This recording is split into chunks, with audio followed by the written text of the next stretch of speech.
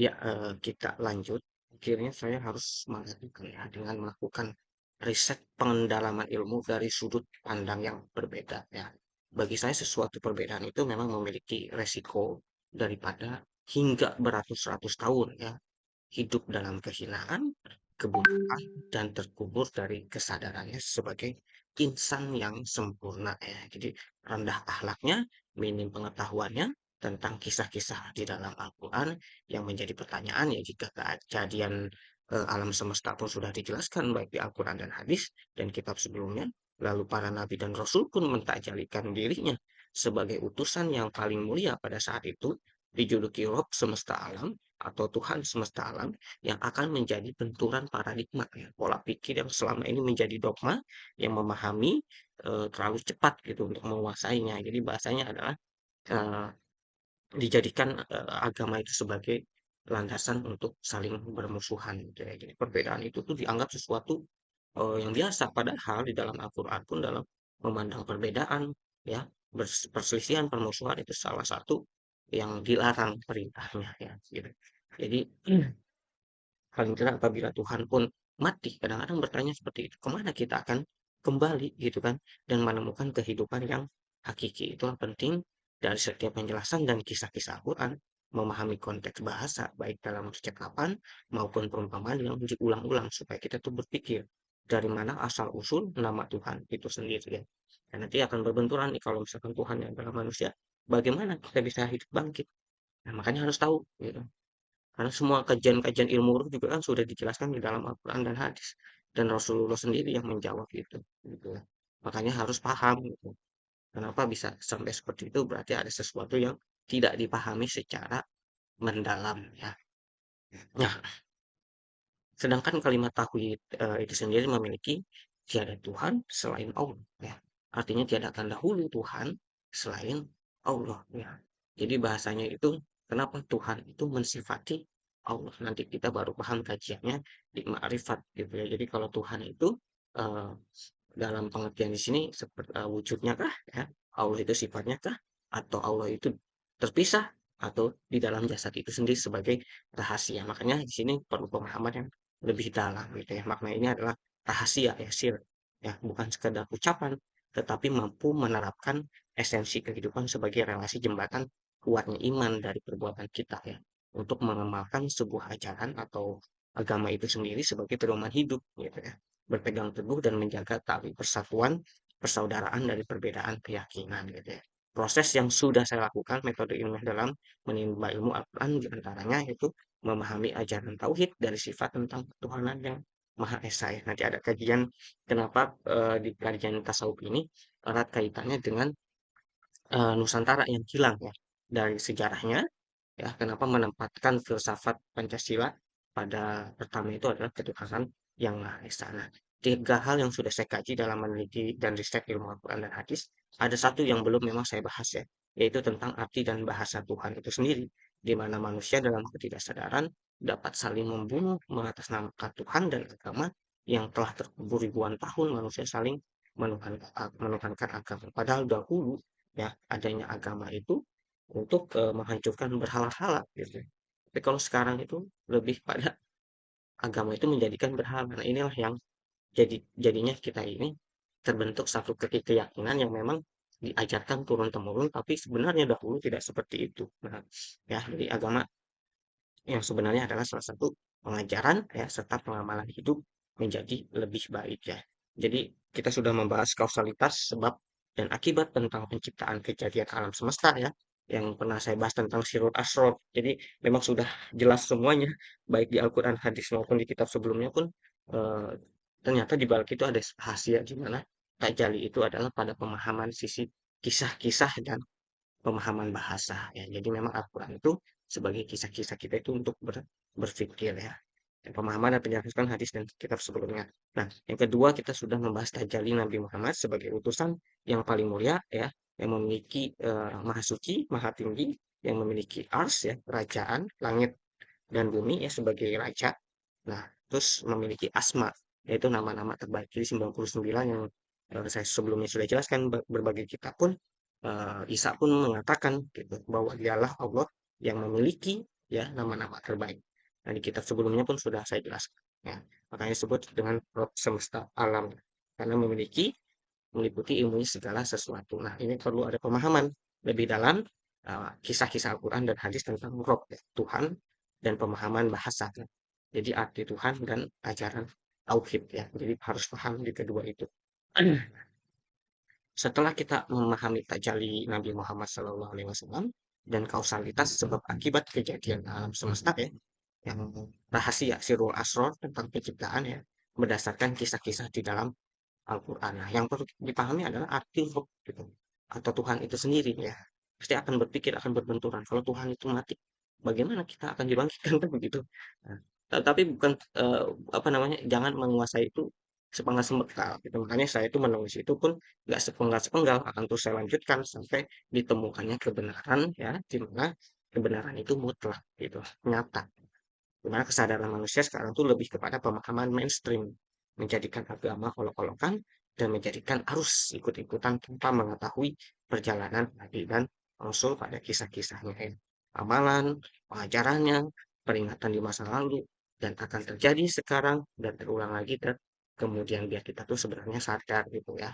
Nah, sejarah agama itu sendiri menjadi sesuatu yang tidak masuk akal sehingga menjadi dampak traumatis ya kehidupan beragama yang seharusnya rukun dan damai, tapi sekarang menjadikan alat alat politik, alat kekuasaan yang dimana agama itu menjadikan tempat senda gurau ya, mencari kemewahan ya, mencari pengumpulan umat segala macam itu sebenarnya ada larangannya maupun hadis dan di dalam Al-Quran. Nah, inilah makanya identitas agama menciptakan sesuatu hal yang melampaui batas ya, sehingga lebih condong kepercayaan yang bersangka-sangka tanpa mengedepankan budi pekerti yang luhur dan agung ya.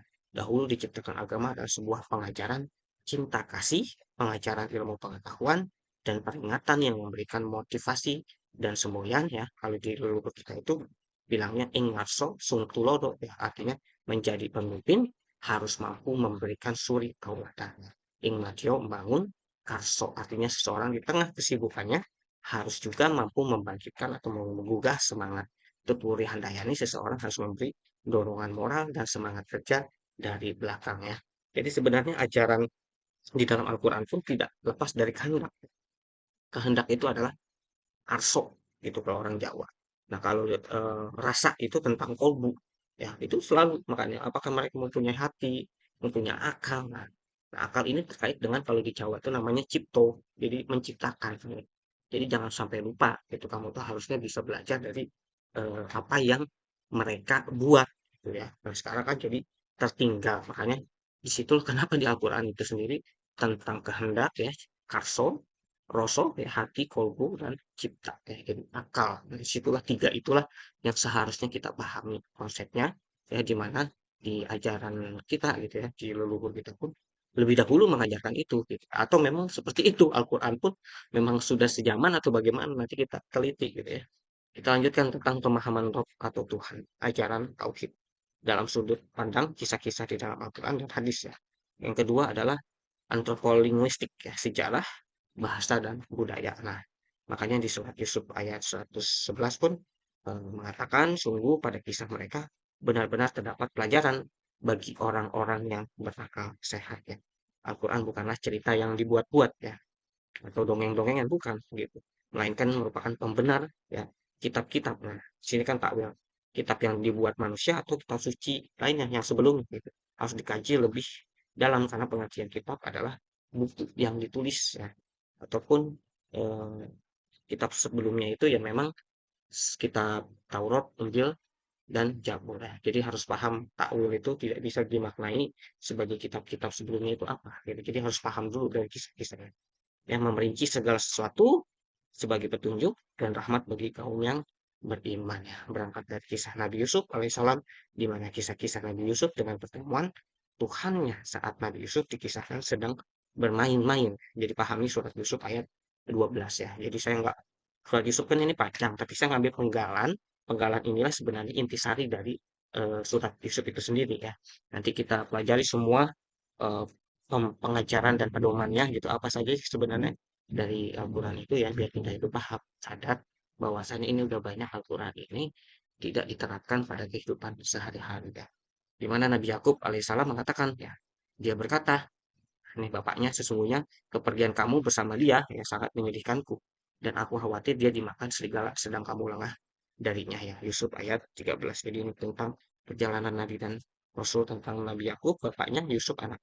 Pahami, dimakan serigala di sini adalah sesuatu ya, ketika Yusuf Yusuf hendak dijual dan digoda seorang wanita bernama Zulaikha ya, untuk melakukan hal yang tidak terpuji dan terpegok oleh suami wanita tersebut ya, Raja Al-Aziz diceritakan dalam Al-Quran ya, raja yang perkasa, untuk melakukan tipu daya. Namun Nabi Yusuf alaihissalam sendiri mengingat sebagai nabi dengan paras yang tampan, mengingat ajaran dari bapaknya yaitu Nabi Yakub sebagai nasihatnya dan pedomannya gitu ya. Jadi namanya bapak kepada anak itu pasti mau laki-laki mau perempuan, anaknya selalu beri nasihat supaya anaknya tidak terjerumus gitu ya. Supaya anaknya itu tidak apa namanya, melakukan hal-hal yang sesuatu yang dilanggar perintahnya. Ya, jadi kalau dalam konsep Nabi Yakub dan Nabi Yusuf ini menceritakan sesuatu yang dimana kita pahami gitu ya, kebudayaan dahulu di kita di tanah Indonesia ini tentang bapak dan anak itu selalu hormat gitu ya.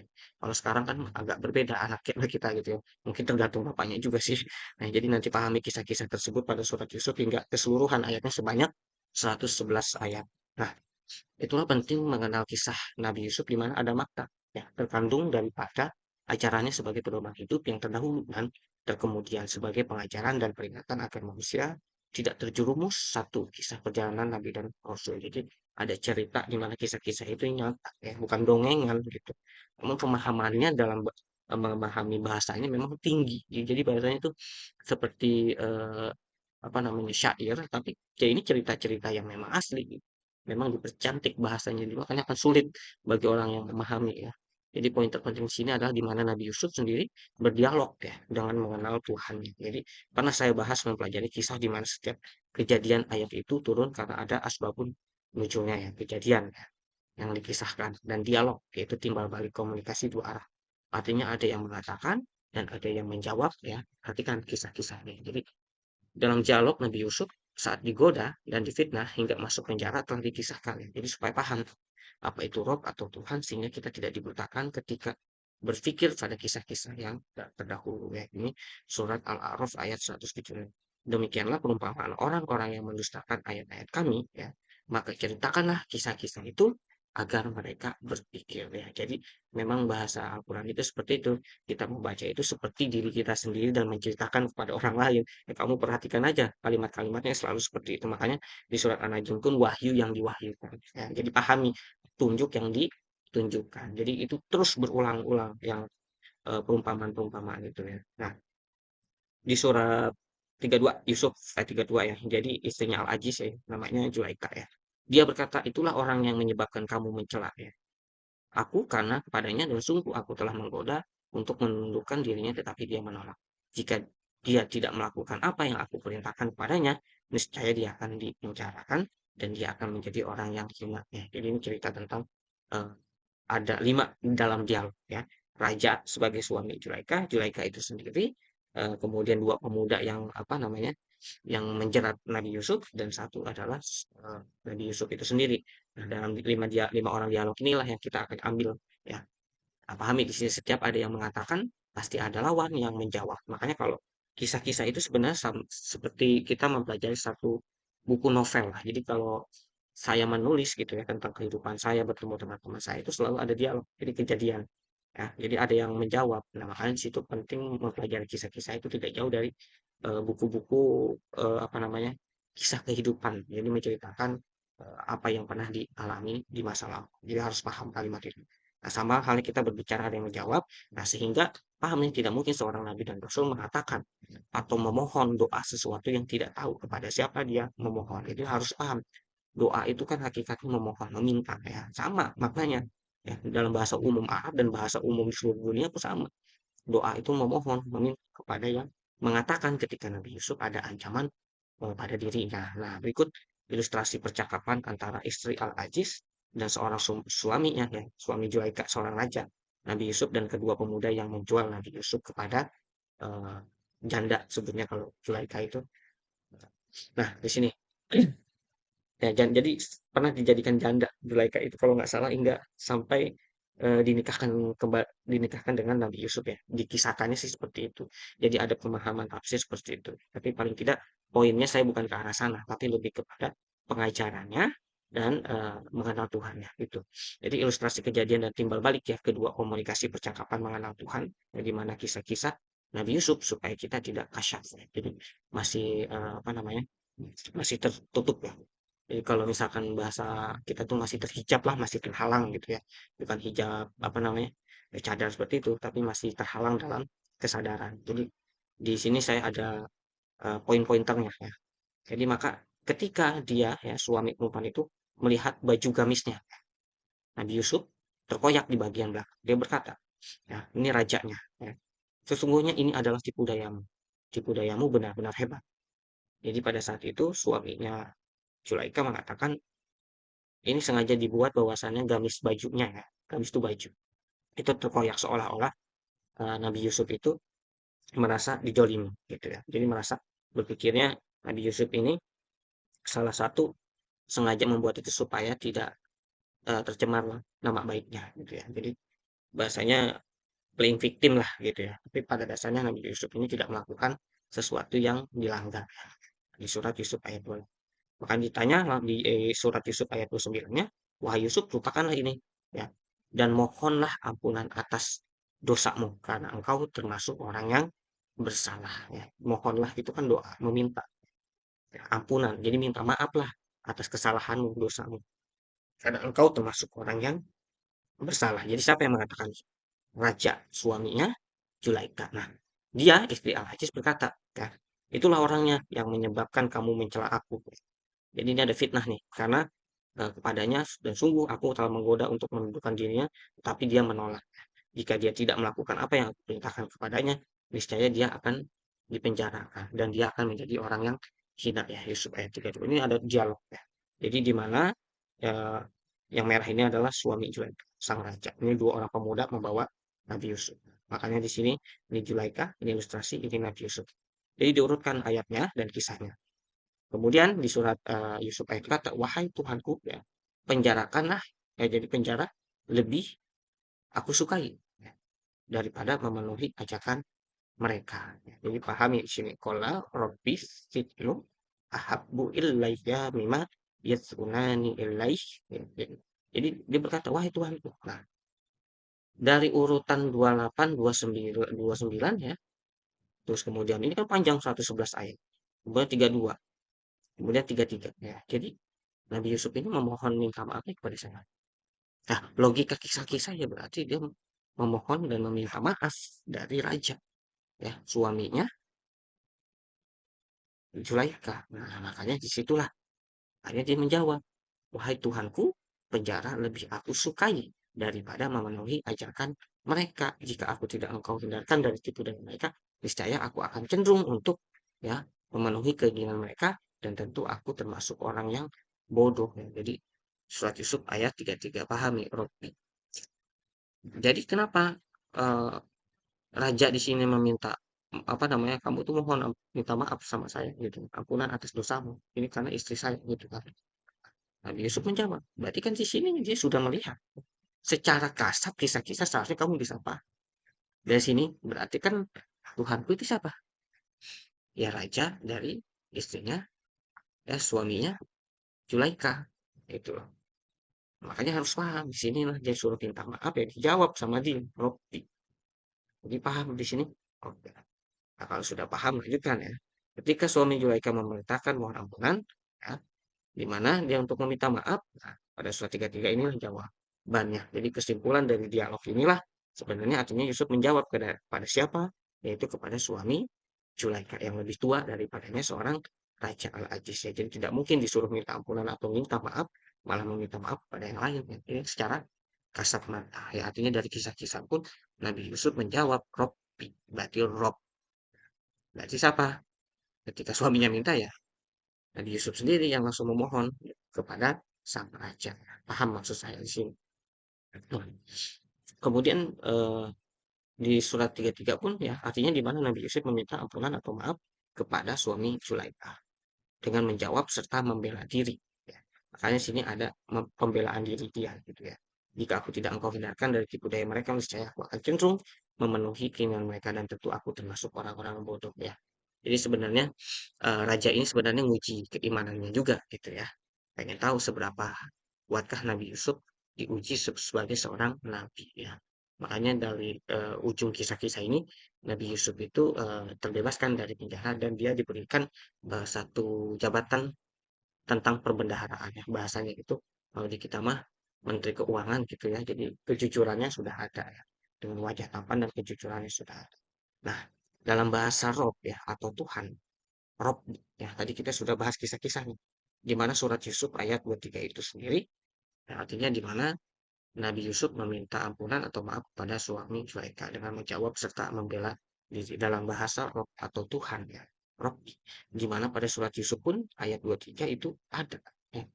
Itu sendiri kata Tuhan dan Rob ya. Jadi memiliki makna yang sama yaitu Tuhan. Nah, di sini kisah-kisah inilah ketika Nabi Yusuf memohon kepada raja gitu ya. Di surat Yusuf ayat 33, maaf ya, di surat Yusuf ayat 23 pun dijelaskan ya. Jadi bahasanya adalah qala ma'adzallahi innahu rabbi. Ya, ahsana maswa innahu la yuflihul zalimun. Jadi dan perempuan dia tinggal di rumahnya menggoda dirinya ya.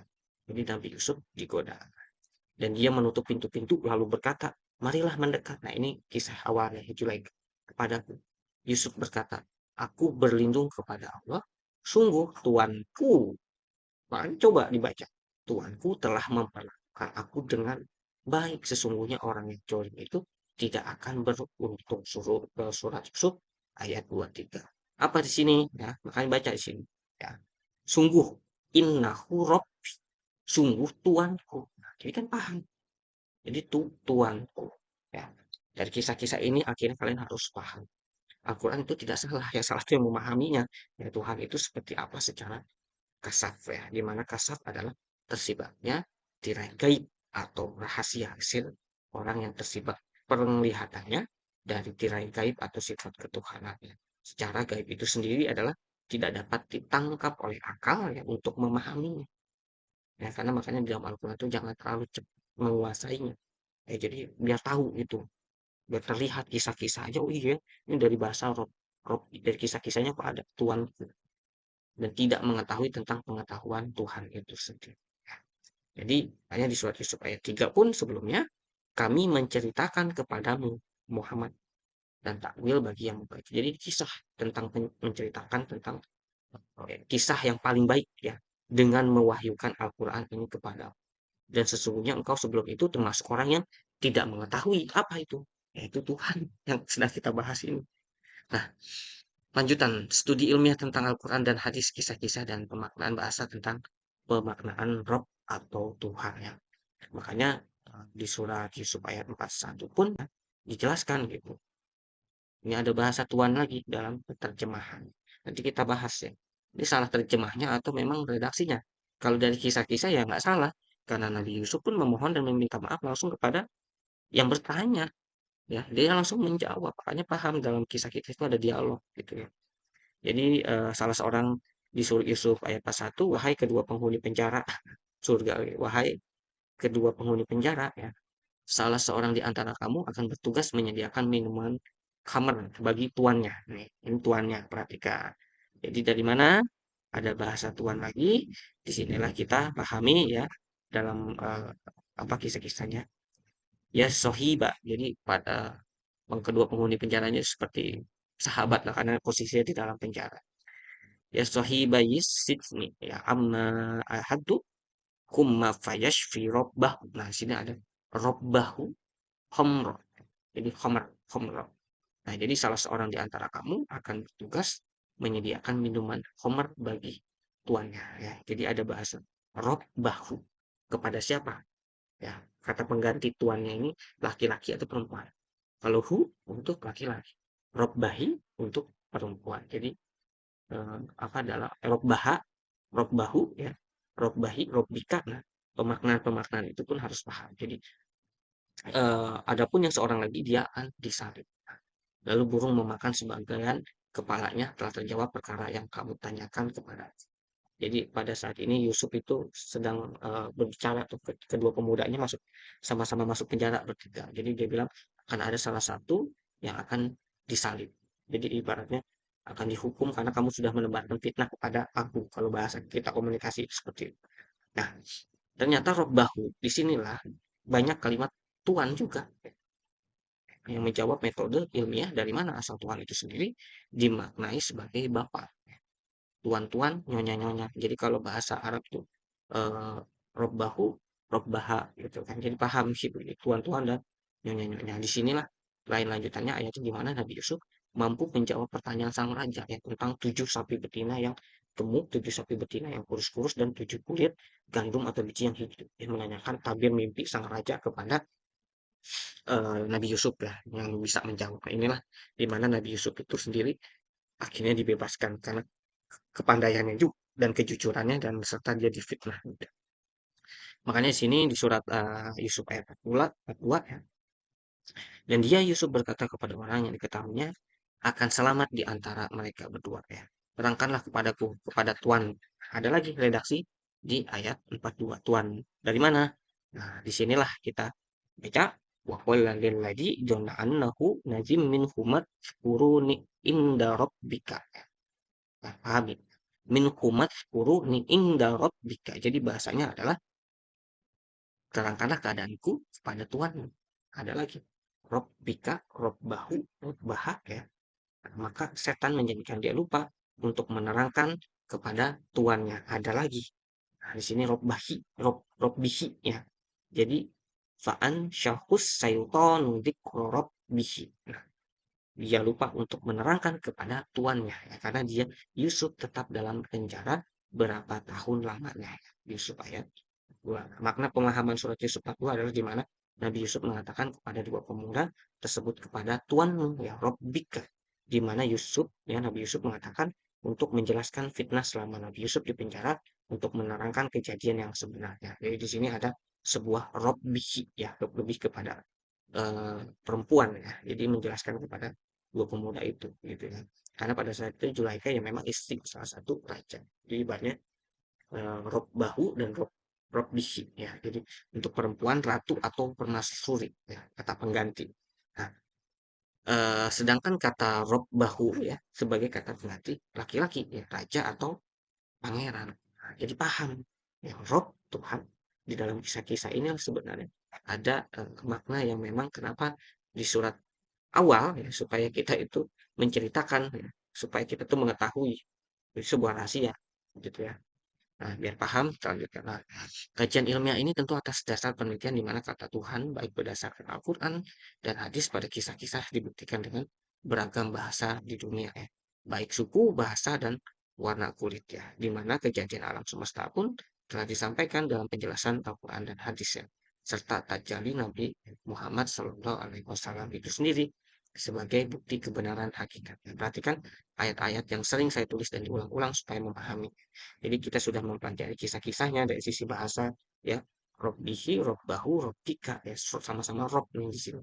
Nah, jadi ada kata kalimat tuan di situ. Nah, ini terkait dengan bahasa. Jadi dari bermacam-macam bahasa. Karena memang ada sesuatu sejarah Nusantara yang hilang, namun hanya tersisa petunjuk-petunjuk Al-Quran yang terpelihara sepanjang masa. Jadi kita harus bersyukur juga selama ini Al-Quran itu masih terjaga ya. Makanya di dalam Al-Quran pun telah dijelaskan ya. Wahai manusia, sungguh kami telah menciptakan atau menjadikan ya. Alkoholik itu memiliki makna yang sesuatu yang harusnya kamu pahami dalam konteks kisah-kisah. Makanya banyak jujur translate-translate di Al-Quran menjadi rancu ketika para penafsir atau penerjemah itu dia terjebak dengan tafsiran memanggal tafsir. Jadi nggak tahu kisah-kisahnya. Makanya itulah kenapa saya bilang perlu mempelajari literasi bahasa yang tepat. Gitu. Sedangkan alkoholik itu sendiri mempunyai makna yang serupa. Melahirkan, menjadikan, membuat, menggambarkan, mewujudkan ya. Jadi seperti itu. Ada, kamu dari seorang laki-laki dan seorang perempuan. Jadi pahami di surat Al-Hujurat ayat 13. Kemudian kami jadikan kamu berbangsa-bangsa dan bersuku-suku agar kamu saling mengenal. Sesungguhnya yang paling mulia di antara kamu di sisi Allah ialah orang-orang yang paling bertakwa ya. Artinya di sini nanti kita pahami makna 3 ayat di atas. Dan di antara tanda-tanda, setiap tanda-tanda itu isyarat. Jadi pengetahuanmu diuji ya. ialah penciptaan langit dan bumi, perbedaan bahasamu dan warna kulitmu. Ya, jadi bahasanya adalah perbedaan bahasa dan warna kulitmu. Di sini bangsa, di sini suku, setiap suku memiliki bahasa masing-masing dan memiliki warna kulit yang berbeda. Ya, sungguh pada yang demikian itu benar-benar terdapat tanda-tanda bagi orang-orang yang mengetahui. Jadi kenapa yang tersisa di dalam Al-Quran ini kisah-kisah, ya kita harus bersyukur juga. Mungkin selama ini ada sesuatu yang tersembunyi, gitu ya. Jadi kita ini eh, sudah menduga-duga tentang pemahaman Al-Quran itu sendiri. Jadi harus paham. Gitu. Nah, makanya di surat Maryam ayat 97 pun, maka sungguh telah kami mudahkan Al-Quran itu dengan bahasa. Jadi bahasa banyak, mau itu berlainan bahasa, berlainan suku ya, karena memang Al-Quran itu sudah diterjemahkan ya, dengan berlainan bahasa. Sebenarnya Al-Quran mah untuk dipahami, itu sebagai pedoman hidup gitu. Karena selama saya mengkaji pendalaman ilmu, ya di dalam sejarah, ya sebenarnya Al-Quran ini dari bahasa apa sih? Gitu. Nanti kita bahas semuanya supaya kita itu saling mengenal. Ya, karena ada kekeliruan di sini sebenarnya. Karena apa ya? Mungkin ada sejarah yang memang harus dibuktikan secara metode ilmiah. Agar dengan itu engkau dapat memberi kabar gembira kepada orang-orang yang bertakwa dan agar engkau dapat memberi peringatan kepada kaum yang membangkang. Surat Maryam ayat 9. Nah, di penas saya bahas nih banyak kemiripan dalam bahasa Al-Quran tentang singkatan ya, akronim, baik secara lafaz ya, baik sepengertian bahasa nih, ada homofon, homograf, homonim ya, yang memiliki makna bahasa dari Indonesia yang Melayu. Itu saya pernah tulis, jadi tinggal disusun aja tentang apa sih kepanjangannya, apa kependekan dari alif lam mim, jawabannya juga ada di Al-Quran. Jadi itu tentang memahami homofon homografik. Jadi alif lam mim itu alam. Kalau orang Indonesia kan mempelajari bahasa itu kan singkatan-singkatan ya. Kayak gitu. Contoh apalagi yang dibahas di dalam singkatan-singkatan, ya tinggal dibaca aja sudah banyak saya menulis. Nah, di surat Al-Hujurat ayat 13 di mana kita maknai ya, dunia ini sudah memiliki bangsa ya, yang berlainan suku-suku, di mana ketakwaan itu sendiri adalah mengamalkan semua perintah, baik perbuatan ya, iman kita dan ilmu pengetahuan yang diwariskan kepada generasi penerusnya. Kita ini sebagai pewaris setelah zaman Nabi dan Rasul ya. Pada surat Rum ayat 22 di mana perbedaan bahasa dan warna kulit tentang kejadian ya, ya sirul asor terciptanya manusia itu sendiri sudah takdir mubrok ya. Jadi kita sudah mempelajari takjali siapa yang mengatakan yaitu evolusi dari ciptaannya sebuah kalamullah yang ditulis di tangan para yang mulia ya, Nabi dan Rasul. Ya, pada surat Maryam ayat 97 itu sendiri adalah memberi peringatan kepada kaum yang membangkang, keras, fasik, jahiliyah ya, yang buta akan kisah-kisah Al-Quran ya. Makanya sampai sekarang ini kalau melihat scrolling banyak yang bertanya tentang Tuhan lah, Yesus Tuhan lah, Isa Tuhan lah, Nabi Muhammad apa namanya utusan lah ya, akhirnya terjawab di situ gitu. Jadi bahasanya ya ternyata ya dari sinilah perjalanan supaya kamu tuh nggak berselisih pemahaman-pemahaman itu sehingga kalian itu udah saling permusuhan ya, padahal kitab suci itu sih esensi untuk itunya paling inilah paling dasar sebenarnya pelajaran yang paling benar itu adalah amal pengamalannya dalam hidup kita ini mau kemana arahnya gitu. Situlah ya sering berselisih tentang agama-agama yang diyakini tanpa dasar pengetahuan yang tidak tahu tujuan dan jalan agama itu sendiri. Ya, daripada pedoman hidup agar kembali pada jalan yang lurus ya. Nah, apa kalau sudah jalan yang lurus berarti seorang yang muslim bagi laki-laki, kalau orang perempuan muslimah ya, dia harus paham sih.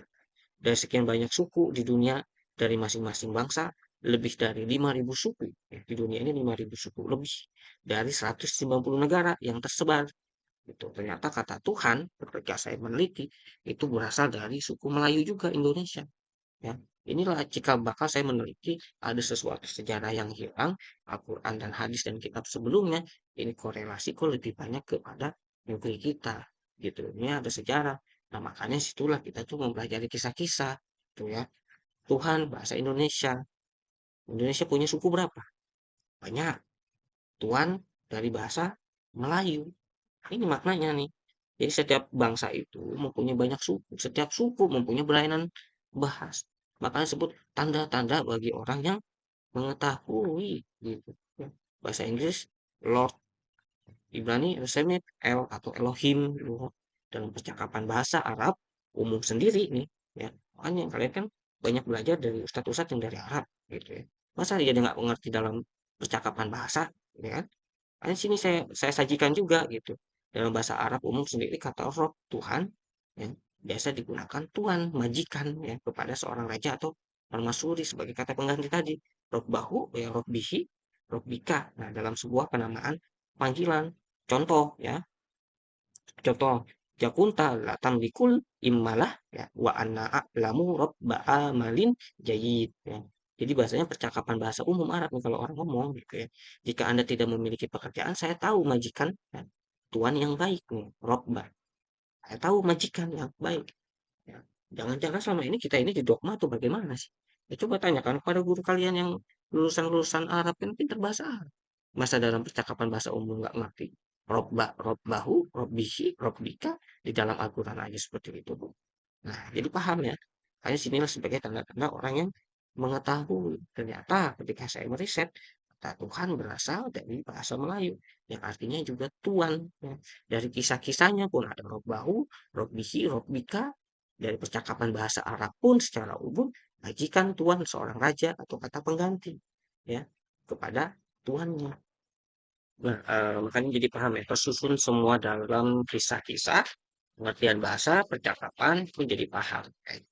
Kata Tuhan itu pun dari berlainan bahasa, berwarna kulit yang berbeda, kemudian dari setiap suku memiliki bangsa, ya. Jadi paham kata Tuhan itu pun sendiri sudah ada dalam percakapan bahasa Arab, ya. Jadi pada kenyataannya dari kata Tuhan itu dari bahasa Melayu, yaitu Tuhan dari kisah-kisah tentang surat Yusuf sebanyak 111 ayat ya. Makanya ada juga yang mengatakan kata Tuhan itu berasal dari kata Gusti. Nah, disinilah yang menjadi menarik ya pembahasan-pembahasan kita tentang hilangnya peradaban Nusantara ya.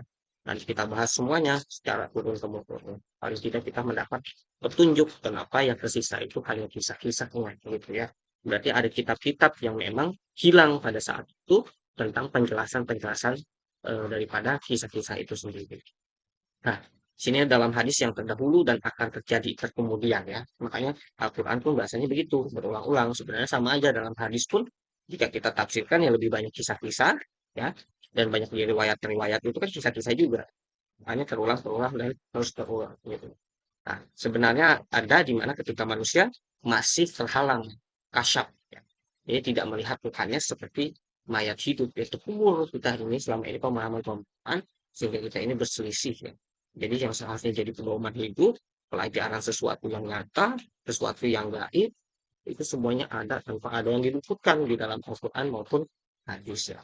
Makanya dari Abu Musa radhiyallahu dia berkata ya, Nabi bersabda, perumpamaan ya bukan permisalan jadi dianalogikan, jadi bahasa perumpamaan itu dianalogikan sama kita tuh dipikirkan, jangan bahasanya itu jangan langsung translate ini artinya paham nggak maksudnya. Itu esensi dalam memahami hadis Al-Quran itu seperti itu.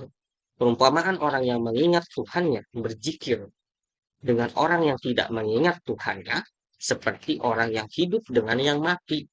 Kita berzikir secara sir ucapan, tapi esensi dari berzikir itu kita harus paham kepada siapa dan untuk siapa sebenarnya. Ya. Hadis riwayat Bukhari 5928. Nanti kita bahas tentang zikir. Nah, banyak kalangan penafsir hadis ini palsu gitu ya. Padahal hadis ini kalau kita lihat dari urutan dari semua yang saya tulis, ini ada kebenarannya gitu ya terkait dengan kajian ilmu tauhid dalam tasawuf gitu ya, tasawuf Islam dan kajian sirul asror rahasia dari segala rahasia kehidupan manusia tercipta tentang kejadian alam semesta itu disitulah tajalinya ya.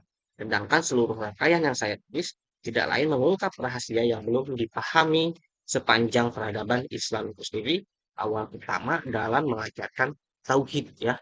Makanya di sini hadis ada banyak nih yang sekarang bermunculan gitu ya. Man arofa nafsahu fakot arofa robbah. Kita udah baca tuh tadi kisah-kisah Nabi Yusuf ada robbahu, robbihi, ya kan? Sama robbika. Ya, jadi artinya barang siapa yang mengenal dirinya, ya, sungguh ia telah mengenal Tuhan. Jadi nanti kita akan bahas di sini tuh kajian filsafat tentang sifat ketuhanan yang maha esa. Jadi nanti kita bahas semuanya.